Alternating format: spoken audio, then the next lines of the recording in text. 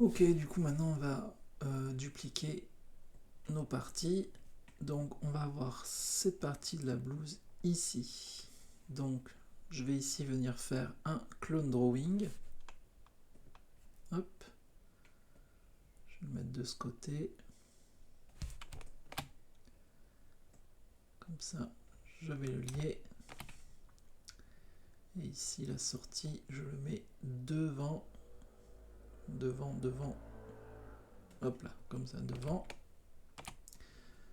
Donc là, pour l'instant, il est ici. Voilà. Donc je vais tout simplement faire un... je vais le flipper. Donc soit dans Tool Properties, hein, vous sélectionnez bien le peg, vous faites un flip comme ça. Soit vous appuyez sur le raccourci du clavier numérique 4. Ensuite, du coup, je vais venir le placer où il faut. Et pour ce faire, on va retourner, à l'extérieur ici. Hop, et je vais réafficher ça à. Comme ça, je vais bien voir où je dois mettre.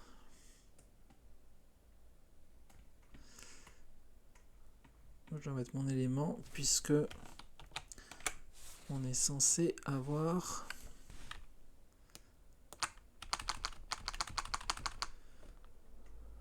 Ouais, c'est plutôt comme ça. On est quand même censé avoir un raccord ici. Voilà. Hop.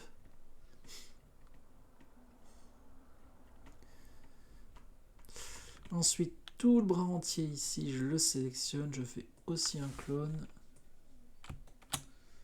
Ça sera l'autre côté. Full arm 2. Ok.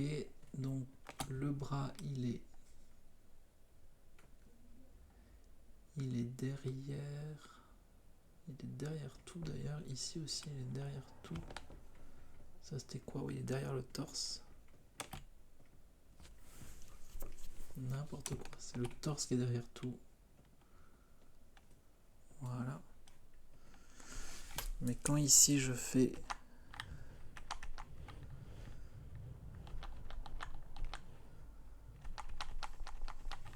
Ouais, non, ça a l'air de marcher.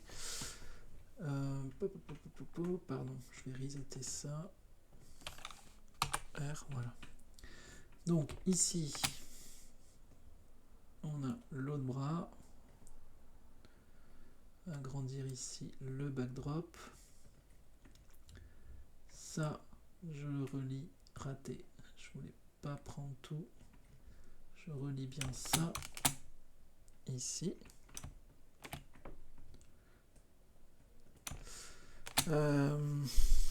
J'aurais peut-être pas dû. Ici, je vais le resetter. Et je vais faire le flip des deux en même temps. Donc, je vais faire R. Voilà. Du coup, ce que je vais faire, c'est que je vais créer un peg temporairement. CTRL P. Que je vais mettre ici.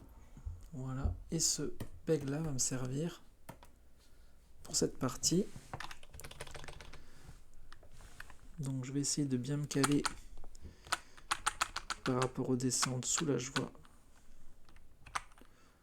On est à peu près comme ça. Et après, je vais chercher, vous vous souvenez, un static transform qui va permettre de stocker cette information de flip et un petit peu de déplacement. Donc, je vais le mettre ici. Hop, bake immediate parent. Donc, ce peg là. Donc, j'ai baké. Et ça, je vais... Du coup, lui, je le relie ici aussi. Et ce peg, je le supprime tout simplement.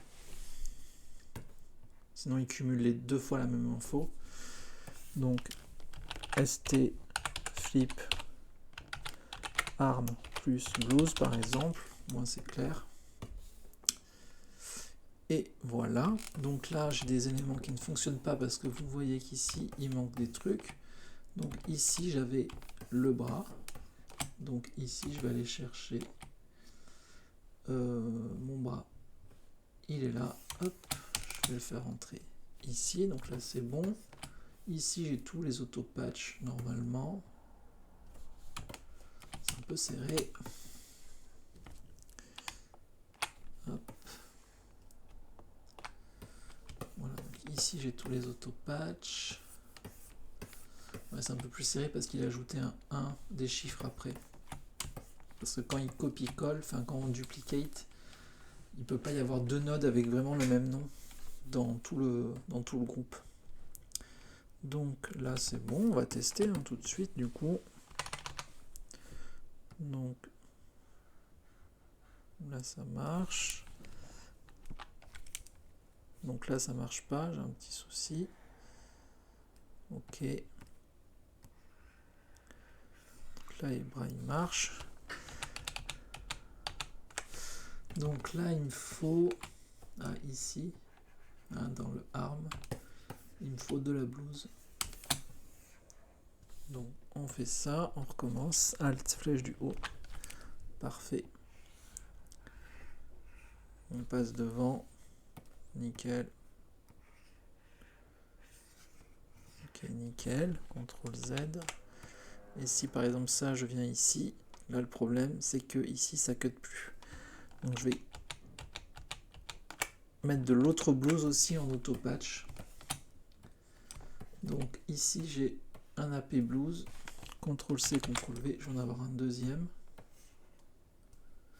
Sauf qu'elle est de ce côté. Donc cette nouvelle entrée ici, je vais aller dans l'autre blouse. Voilà, et je vais faire la même chose. Du coup ici, CTRL C, CTRL V. Donc, du coup ici, moi je vais faire le même côté, histoire qu'on ne soit pas perdu. Hop. Et ça va dans l'autre AP blouse. Donc maintenant ici, quand je fais ça pour passer devant, donc là en haut, ça cut bien l'épaule. Et ici j'ai le même principe. Je fais ça parce que quand il sera de dos par exemple, il faudra que ça puisse cutter les deux quoi du coup. Ok, un petit CTRL S, ça me semble bon. Voilà. Du coup dans la prochaine vidéo, qui est optionnelle, je vais vous montrer une autre structure de bras qui se fait avec des constraints. Et comme ça vous verrez les nodes de type constraint. D'ailleurs peut-être ça aurait été intéressant d'avoir un constraint au niveau de la blouse. On verra pour le coup. D'ailleurs je me rends compte qu'il faudra aussi qu'on fasse le derrière de la blouse en sachant que je peux linker ce point ici de déformeur. Vous vous souvenez ici j'ai une blouse, un arrière de blouse. Je pourrais linker ce déformeur là avec le point de déformeur de l'arrière de la blouse pour que quand je le bouge ici, cette partie là elle vienne aussi ici. Peut-être je le ferai dans la vidéo après, mais là je préfère rester du coup sur la structure des bras, comme ça vous verrez les constraints.